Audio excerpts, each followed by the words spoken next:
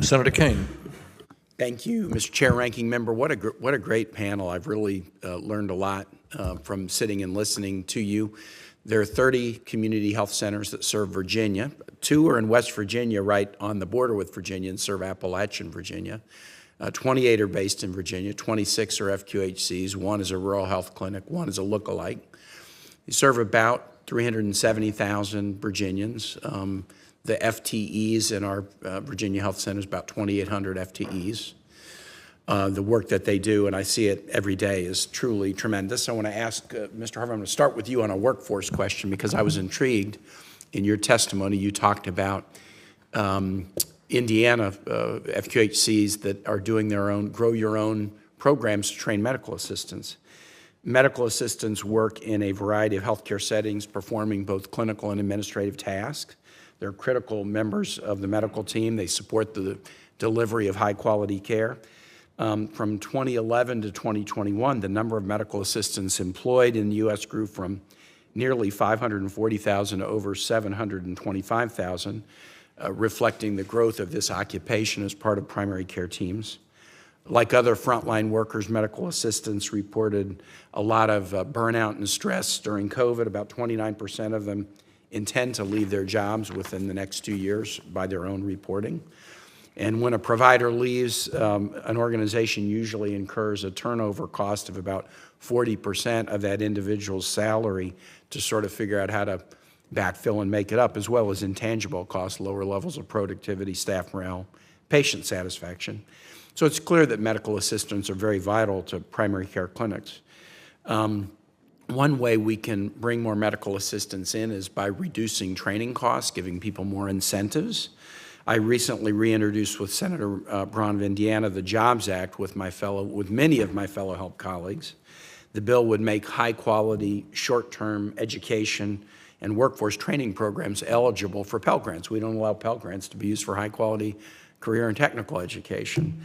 But we need to do more. I would just like to ask Mr. Harvey, how would something like the Jobs Act, which would allow Pell Grants to be used for high-quality CTE, help us bring people into entry-level healthcare professions? And what other strategies do you all have to suggest to us around retention?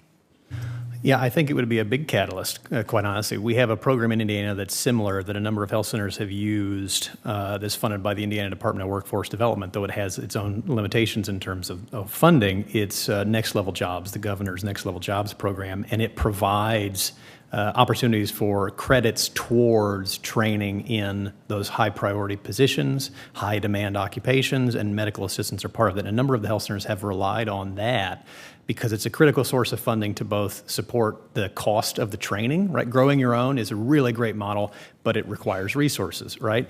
And then also for MAs, people that are in the community that are interested in being medical assistants, oftentimes don't have college educations, right?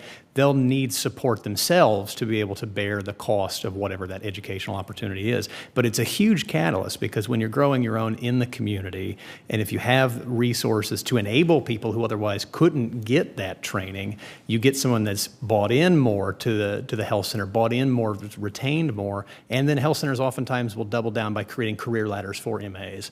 It's not unusual, and I think the ranking member made this point in the last hearing about a nurse that he knows, where you can go up from MA, LPN, RN, BSN, and really scale up in your career, and you can do that in a health center, right, with some other supports around that. So I think that's a really, really important idea to support people in those areas. I hope it's an idea whose time has come. It's interesting.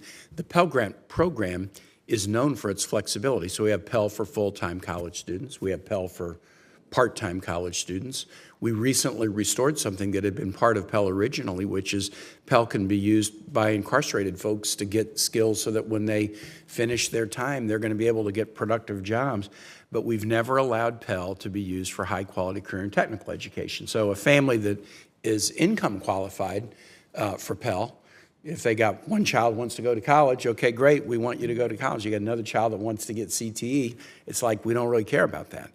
And in an economy where there are so many credential programs, you want to make sure that they're high quality, that can be offered for entry-level medical positions or other. We're doing an infrastructure bill. Who's going to build everything? I just hope we can take our tradition of using Pell in a flexible way, and finally say high-quality career and technical education is every bit as good as going to college. So this is something I look forward to working on with my colleagues, and I think it would have particular benefit in the healthcare professions. Thanks, Mr. Chair. Thank you, Senator Kaine. Senator Murkowski.